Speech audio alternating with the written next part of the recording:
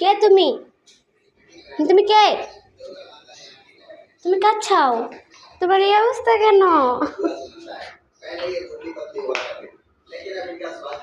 তো গাইস এটা হলো নিচ্ছাও, উনি আপনাকে বলে না যে নিচ্ছাও, এটা দেখুন।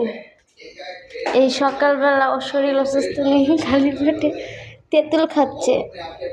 কোনো সুখবর আছে নাকি?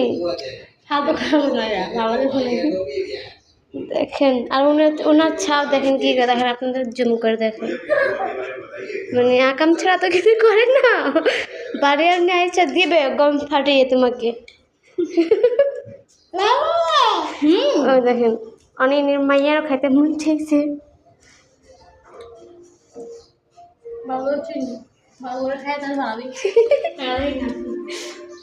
এটা কি দিয়েছে আম্মা?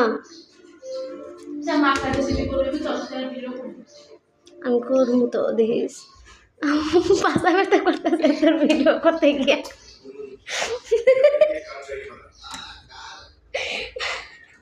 তো গাছ উনি তেঁতুল খাচ্ছে, ওনার হবে। আপনাদের সবাইকে আগেকার জন্য দাওয়াত দিয়েছে।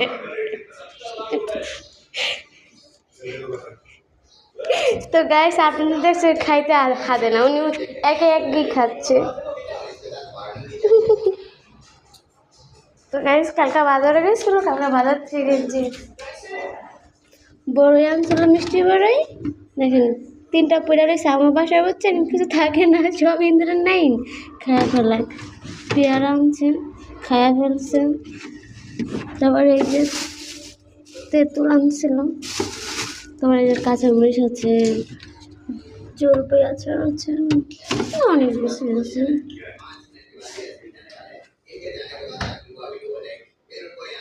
আমাদের একটু দোয়া করবেন, 3 দিন ধরে শরীরে অসুস্থ, জ্বরে পড়ে গেছে বিছনায়।